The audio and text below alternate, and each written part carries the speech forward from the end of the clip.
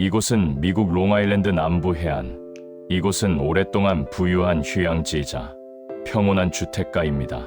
백사장과 바람, 별장들이 이어지는 풍경은 범죄와는 거리가 먼 장소처럼 보일 뿐, 그러나 이 해안은 미국 최악의 미제 사건 중 하나의 무대가 됩니다. 사람들은 이곳을 길고 빛이라고 부르죠. 그리고 그 이름 뒤에는 수십 년이 지나도 풀리지 않은 질문들이 따라붙습니다.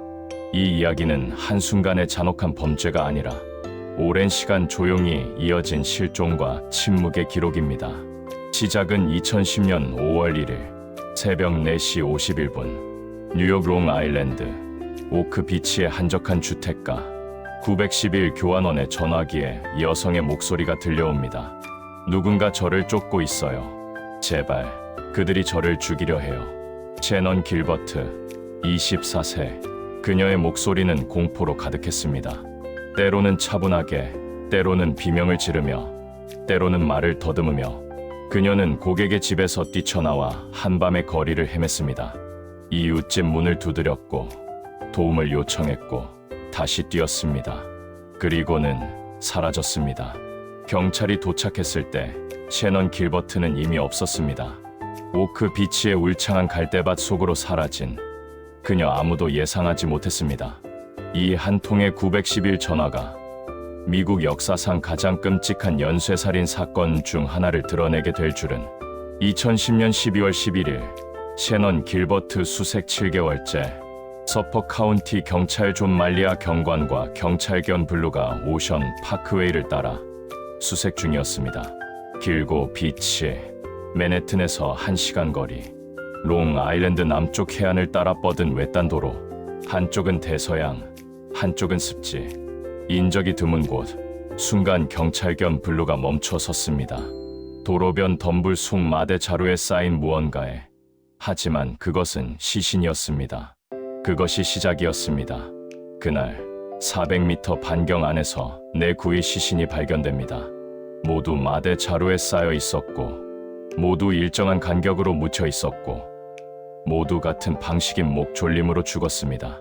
서퍼 카운티 경찰국장 리처드 도머는 같은 장소에서 발견된 네 구의 시신, 이것은 우연이 아닙니다. 우리는 연쇄살인범을 추적하고 있습니다. 하지만 이것은 끝이 아니었습니다. 2011년 3월 29일 수색 확대. 그날 하루 또 다른 네 구의 유해 발견. 4월 4일 추가로 3구, 총 11명. 정확히는 19의 완전한 유해와 1명의 유아.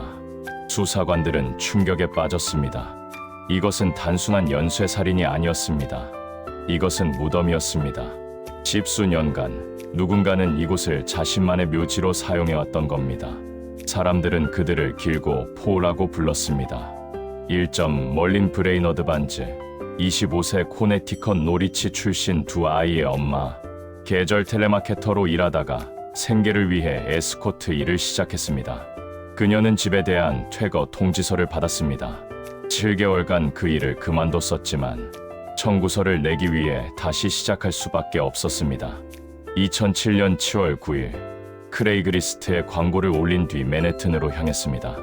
뉴욕시에서 하루 보내고 올게. 그것이 마지막 말이었습니다. 그녀의 유해는 2010년 12월 11일 발견됐습니다. 3개의 가죽 벨트로 묶여 있었습니다. 2점 멜리사 바텔레미 24세 브롱크스 출신 2009년 10월 12일 실종. 친구에게 말했죠. 남자 1명 만나고 아침에 올게. 그녀는 돌아오지 않았습니다. 그리고 더 끔찍한 일이 일어났습니다. 멜리사가 실종된 며칠 후 그녀의 15세 여동생 아만다에게 전화가 걸려왔습니다. 멜리사의 휴대폰으로 남자의 목소리. 너의 언니는 창녀야 라며. 7월 23일 또 전화. 8월 5일 또 8월 19일 과 8월 26일 마지막 전화까지. 마지막 통화에서 그 남자는 15세 소녀에게 자신이 언니에게 무슨 짓을 했는지 상세히 설명했습니다. 성적으로, 잔인하게, 조롱하듯이 경찰이 추적했습니다. 통화는 맨해튼 타임스퀘어, 펜스테이션, 메디슨 스퀘어 가든 근처에서 걸려왔습니다. 인파 속, 익명 속, 그는 이미 숨는 방법을 알고 있었습니다. 3. 미건 워터맨 22세, 메인주 스카보로 출신, 3살 딸이 있었습니다. 2010년 6월 6일, 롱아일랜드 하우퍼지의 홀리데이 인 익스프레스의 투수, 새벽 1시 30분, 고객을 만나러 나갔습니다. 감시 카메라에 그녀가 마지막으로 포착됐습니다. 그녀는 인신매매 피해자였습니다. 그녀의 남자친구는 나중에 성매매 알선 혐의로 체포됩니다. 4. 앰버 린 코스텔로 27세, 길고 비치에서 몇 마일 떨어진 웨스트 바빌론 거주녀로 헤로인 중독자, 여러 명의 중독자들과 함께 살고 있었습니다. 2010년 9월 2일, 고객을 만나러 나섰습니다. 그 고객은 여러 번 전화를 걸어 $1,500를 제안했습니다. 그녀의 룸메이트 데이브 셸러는 경찰에게 말했습니다. 그 남자는 식인귀 같았어요. 녹색 아바란치를 몰고 왔죠. 그 묘사는 13년 후 결정적 단서가 됩니다. 그 외의 피해자들 하지만 길고 포만이 아니었습니다. 5. 제시카 테일러 20세, 맨해튼에서 살았습니다. 2003년 7월 21일 실종. 그녀의 토르소는 2003년 7월 26일 길고 비치에서 64km 떨어진 매너빌 밀 로드 숲속에서 발견됐습니다. 머리와 팔이 절단되어 있었고 가슴에 체리 문신은 날카로운 도구로 훼손되어 있었습니다. 신원 확인을 방해하기 위해서였습니다. 2011년 3월 그녀의 두개골, 팔, 손이 길고 비치에서 발견됩니다. 6. 발레리 맥 24세, 뉴저지 포트 리퍼블릭 출신, 필라델피아에서 에스코트로 일했습니다. 2000년 봄이나 여름 실종. 그녀의 유해 역시 두 곳으로 나뉘어 발견됐습니다. 2000년 매너빌, 2011년 길고 비치, 그리고 신원 미확인 피해자들. 7. 피치스 복숭아 문신 때문에 붙여진 이름. 그녀의 토르소는 1997년 6월 28일 햄스테드 레이크 주립공원에서 발견됐습니다. 2011년 4월 길고 비치에서 나머지 유해 발견, 그리고 유아 DNA 검사 결과 피치스의 딸이었습니다. 생후 16개월에서 24개월. 어떤 사람이 유아까지 죽입니까? 8. 아시안 도우, 여성 의류를 입은 아시아계, 17세에서 23세 사이 신원 불명, 트랜스젠더 여성이었을 가능성이 제기됐습니다. 9. 산드라 코스틸라 28세, 이 사건의 가장 오래된 피해자 트리니다드, 토바고 출신, 뉴욕 퀸즈에서 살았습니다. 1993년 11월 실종. 11월 21일 사우샘프턴 노스시 로드 근처 숲속에서 발견됐습니다. 그녀는 목이 졸려 죽었고 부분적으로 옷이 벗겨진 채 발견됐습니다. 줄무늬 셔츠가 머리 위로 끌어올려져 있었고 얼굴과 몸에 날카로운 도구에 의한 상처가 있었습니다. 그녀는 양팔을 머리 위로 뻗은 채 다리를 벌린 자세로 누워 있었습니다. 포즈를 취한 것처럼. 그리고 10번째, 셰넌 길버트, 2011년 12월 13일 실종. 19개월 만에 오크 비치 습지에서 발견됩니다. 핸드백, 휴대폰, 신발, 청바지 400m 떨어진 곳에 그녀의 유골 부검 결과는 사인불명. 서퍼 카운티 검시관은 우발적 익사 가능성을 제기했습니다. 하지만 그녀의 가족이 고용한 독립병리학자는 달랐습니다. 교사할 가능성 배제 불가. 셰넌 길버트는 이 연쇄살인범의 피해자였을까요? 아니면 끔찍한 우연이었을까요?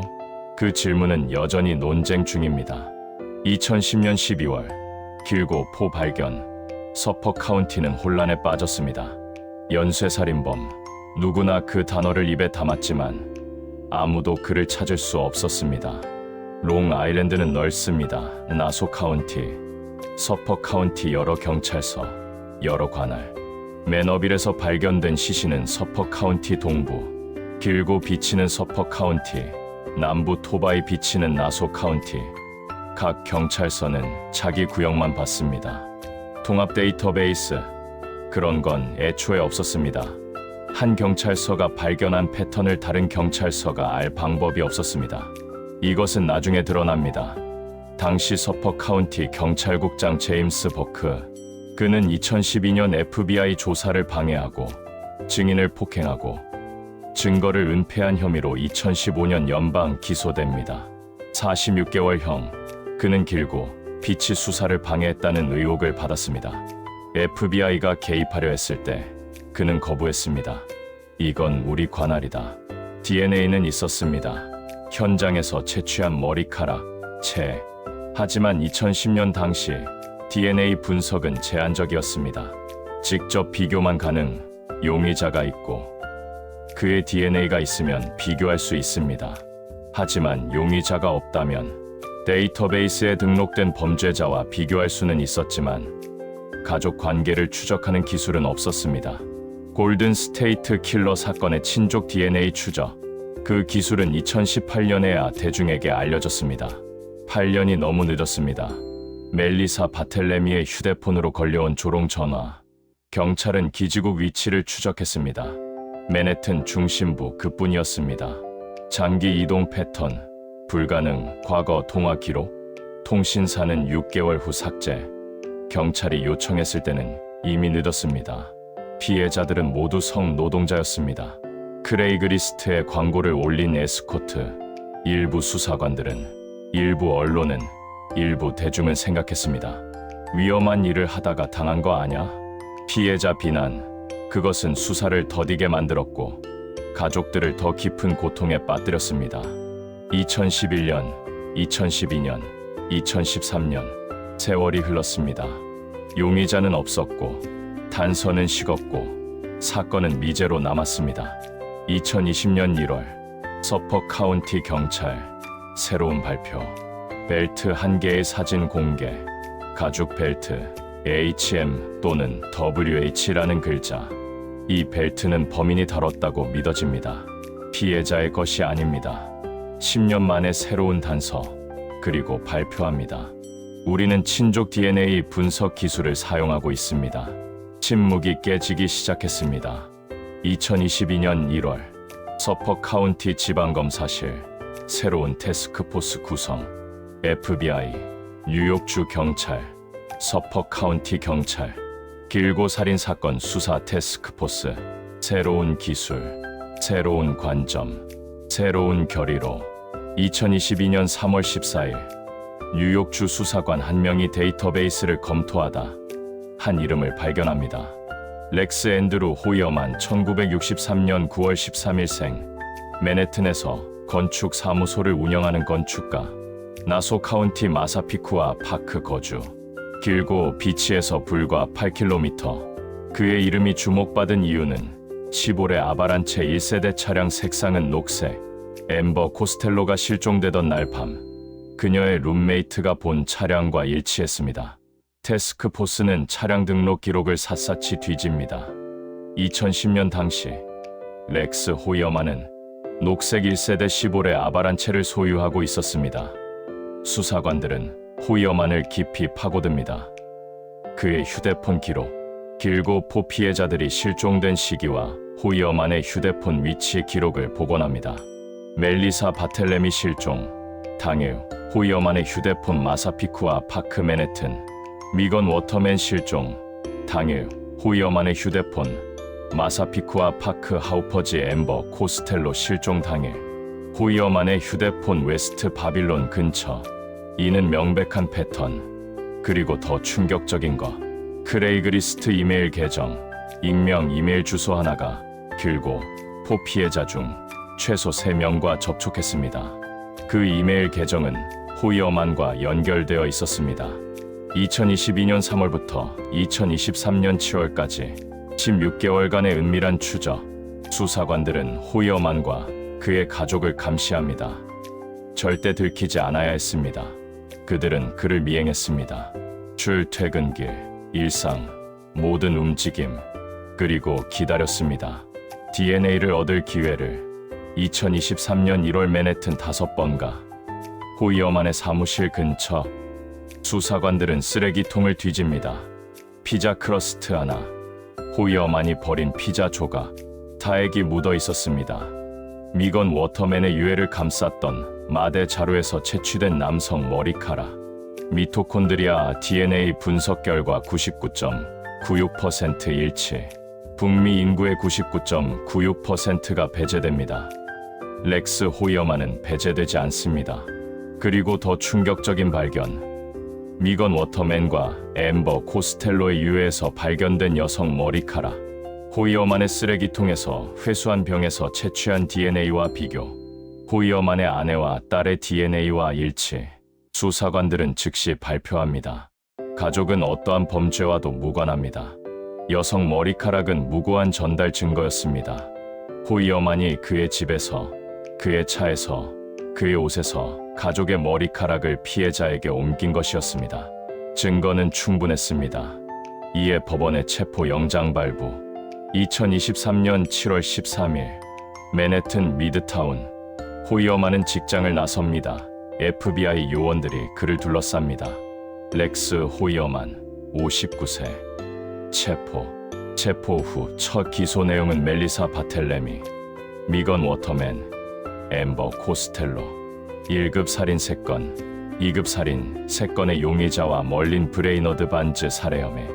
2023년 7월 14일 첫 법원 출석.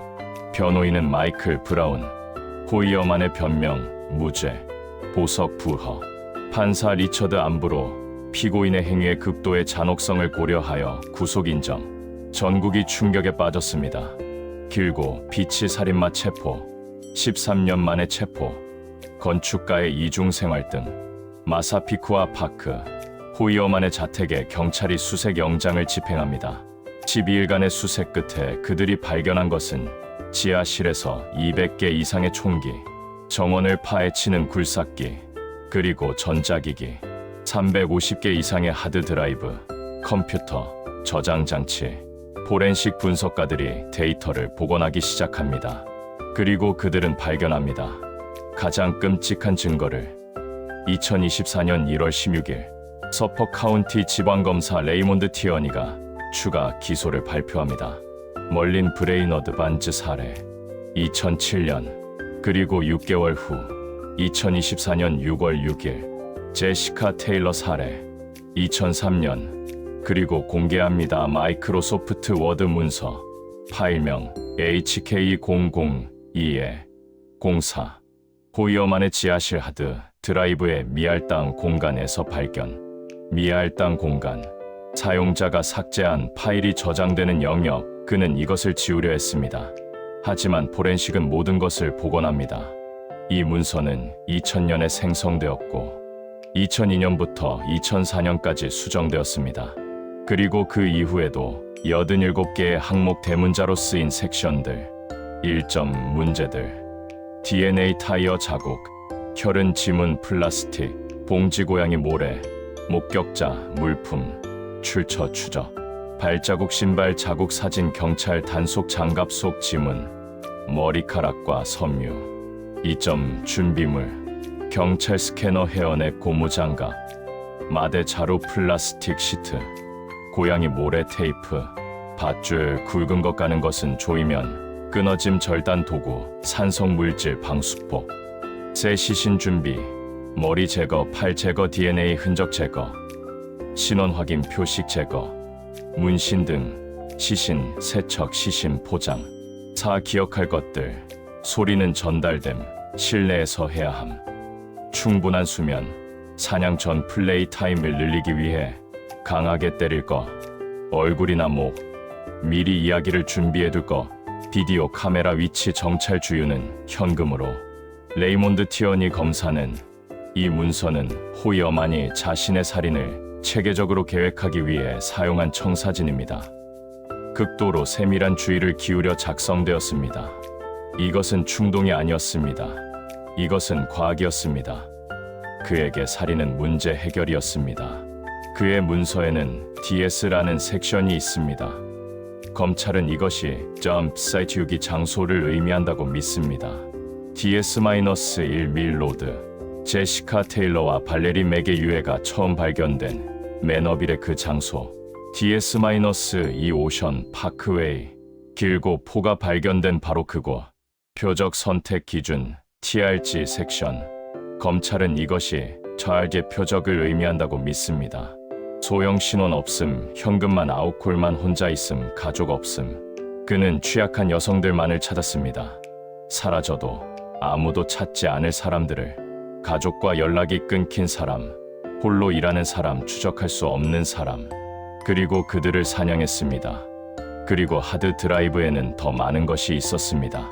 수천 건의 인터넷 검색 기록, 여성 납치, 고문 포르노, 어린 여성 사냥, 섹스 워커 사냥, 길고 비치 사건 뉴스. 그는 자신의 범죄를 검색했습니다. 경찰이 무엇을 찾고 있는지 확인하기 위해서. 그리고 피해자의 가족을 검색했습니다. 그들의 고통을 확인하기 위해서. 더 끔찍한 것은 멜리사 바텔레미가 실종된 직후 호이어만은 검색했습니다. 사체의 부패 속도, 마대 자루 속 시신 부패, 경찰이 머리카락에서 DNA를 얼마나 오래 검출할 수 있나, 그리고 피해자들의 이름, 실종된 후 몇 달, 몇 년 동안 그는 그들을 검색했습니다. 뉴스 기사, 실종자 게시판, 추모 페이지. 그는 기억을 되새기고 있었습니다. 여기서 한 가지 패턴이 드러납니다. 길고 포 4명 모두 같은 시기에 살해됐습니다. 호이어만의 아내와 딸이 뉴욕을 떠나 있던 시기. 멜리사 바텔레미 실종 2009년 7월 12일. 호이어만 가족의 메릴랜드 여행 7월 9일 13일. 미건 워터맨 실종 2010년 6월 6일. 호이어만 가족의 뉴저지 여행 6월 6일. 앰버 코스텔로 실종 2010년 9월 2일. 호이어만 가족의 메릴랜드 여행 9월 2일 4일. 그는 기다렸습니다. 가족이 집을 비울 때까지, 그가 혼자 있을 때까지, 그가 자유로울 때까지. 2023년 7월 14일. 호이어만의 아내 아사 엘레루프가 이혼을 청구합니다. 이 사건은 나와 내 아이들에게 충격적인 비극입니다. 우리는 어떠한 범죄와도 무관합니다. 그녀는 호이어만이 범죄를 저질렀을 때 뉴욕에 없었다는 알리바이였습니다.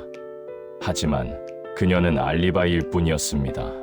2024년 6월 6일 검찰의 추가 기소, 제시카 테일러 살해. 2003년 DNA 증거, 그녀의 유해에서 발견된 머리카락이 호이어만과 일치했습니다. 그리고 2000년부터 2003년까지 호이어만이 매너빌 근처에서 일했던 기록. 2024년 11월 14일 또 다른 기소, 산드라 코스틸라 살해. 1993년 호이어만이 30살일 때 DNA 증거가 산드라의 몸에서 발견된 증거가 호이어만의 것과 일치했습니다. 1993년부터 2010년까지 17년간 최소 6명의 여성, 아마도 더 많을 것입니다. 레이몬드 티어니 검사는 우리는 계속 수사하고 있습니다. 더 많은 피해자가 있을 가능성을 배제하지 않습니다. 이에 다른 피해자들은 발레리 맥 2000년 살해, 아직 기소되지 않음. 피치스와 그녀의 딸 1997년 살해, 역시 기소되지 않음. 아시안 도우 신원불명, 아직 기소되지 않음. 그리고 셰넌 길버트, 호이어만은 그녀의 살해 혐의로 기소되지 않았습니다. 검찰은 여전히 그녀의 죽음을 별개의 사건으로 보고 있습니다. 하지만 그녀의 가족은 믿지 않습니다. 셰넌의 어머니 마리 길버트는 2016년 딸의 사건 진실을 밝히기 위해 싸우다가 세상을 떠났습니다. 그녀의 여동생 셔리 길버트는 계속 싸우고 있습니다. 우리는 진실을 원합니다. 셰넌은 살해당했습니다. 그리고 우리는 누가 그랬는지 알 권리가 있습니다. 렉스 호이어만, 59세 건축가, 맨해튼의 사무실을 둔 RHC&A의 사장, 5번가의 작은 사무실. 그는 30년 넘게 건축가로 일했습니다. 뉴욕시 건물들, 가톨릭 교회 공공 건물. 동료들의 증언은 평범하고 조용했습니다. 말이 별로 없었죠. 하지만 일은 확실히 했습니다. 마사피코아 파크의 집, 1890년대에 지어진 빅토리아 양식주택. 이웃들의 증언은 페인트가 벗겨져 있었어요. 항상 지저분해 보였죠. 그는 거대했어요. 키는 거의 2미터는 됐을 거예요. 인사는 안 했어요. 밤에 지하실 불이 켜져 있는 걸 자주 봤어요. 키 2미터의 몸무게 약 130kg. 거대한 체격 대머리에 안경 착용. 또 다른 동료들은 그는 항상 같은 옷을 입었어요. 낡은 바지, 구겨진 셔츠. 그는 눈에 띄었습니다. 하지만 기억되지도 않았습니다. 그의 가족으로는 아내 아사 엘레루프, 건축가이고 두 자녀, 딸 하나, 아들 하나. 그러나 검찰은 가족은 어떠한 혐의와도 무관합니다. 그들도 피해자입니다. 어떻게 한 남자가 30년간 이중 생활을 할 수 있었을까요? 낮에는 건축가, 밤에는 살인마. 집에서는 남편이자 아버지로, 밖에서는 포식자로. FBI 행동분석관들의 프로파일러는 조직형 연쇄살인범, 높은 지능 계획적, 통제 욕구, 이중생활 유지 능력, 그리고 한 가지 더, 공감 능력의 완전한 결여. 멜리사 바텔레미의 15세 여동생에게 전화를 걸었던 그 남자. 그것은 단순한 조롱이 아니었습니다. 그것은 실험이었습니다. 얼마나 고통을 줄 수 있는지, 얼마나 통제할 수 있는지. 2025년 현재 렉스 호이어만은 여전히 재판을 기다리고 있습니다. 그는 6건의 살인 혐의로 기소되어 있습니다. 재판은 2025년 말 시작될 예정입니다. 그의 변호사는 무죄를 강력하게 주장합니다. DNA는 오염됐을 수 있습니다. 또한 휴대폰 기록은 우연일 수 있습니다. 계획 문서는 소설 연구용일 수 있습니다. 반면 담당 검사인 레이몬드 티어니는 확신합니다. 우리는 렉스 호이어만이 길고 빛이 살인마라고 믿습니다. 그리고 우리는 그것을 증명할 것입니다. 피해자들의 가족들은 13년을 기다렸습니다. 어떤 가족은 더 오래 기다렸습니다. 산드라 코스틸라의 가족은 30년을 기다렸습니다. 멜리사 바텔레미의 어머니 리는 마침내 우리는 답을 얻을 수 있을 것 같아요. 완전하진 않겠지만요. 미건 워터맨의 어머니 로레인도 내 딸은 단지 생존하려 했을 뿐이에요. 그녀는 괴물을 만났죠. 엠버 코스텔로의 여동생 킴은 언니는 잊히지 않을 거예요. 절대로. 여전히 답이 없는 질문들이 있습니다. 셰넌 길버트는 호이어만의 피해자였을까요? 다른 피해자들이 더 있을까요? 1993년 이전에도 범죄가 있었을까요? 왜 그는 그랬을까요? 검찰이 발견한 문서에 답이 있을까요? 아니면 어떤 답도 충분하지 않을까요? 오늘도 오션 파크웨이는 조용합니다. 파도가 해안을 씻어냅니다. 바람이 갈대를 흔듭니다. 이곳에 묻혔던 사람들, 그들은 이름이 있었습니다. 가족이 있었습니다. 꿈이 있었습니다. 그들은 잊히지 않을 것입니다. 침묵은 깨졌습니다. 하지만 이야기는 아직 끝나지 않았습니다. 법정은 진실을 밝힐 것입니다. 그러나 정의는 아직 진행 중입니다. 그리고 이것만은 확실합니다. 더 이상 아무도 잊히지 않을 것입니다. 더 이상 아무도 혼자가 아닐 것입니다. 침묵의 해안은 아무 말 없이 조용히 파도만 일렁입니다. 그날의 진실을 아는 듯이 이 미스테리는 실제 사건을 기반으로 제작되었습니다. 렉스 호이어만은 현재 무죄 추정의 원칙에 따라 지금도 무죄로 간주됩니다. 아울러 사건의 모든 피해자와 유가족에게 깊은 애도를 표합니다. 이 사건은 2025년 현재도 재판은 계류 중입니다. 앞으로 어떤 결과가 나올지는 다 같이 지켜봐야 합니다. 억울한 피해자가 없도록 꼭 진실이 밝혀지고 살인자는 무거운 처벌을 받아야 되겠지요. 지금까지 끝까지 같이 해주셔서 대단히 감사합니다. 앞으로 더 많은 영상 제작을 위해 여러분의 구독과 좋아요를 꼭 눌러주시면 영상 제작에 아주 큰 힘이 됩니다. 지금까지 미스테리 큐였습니다.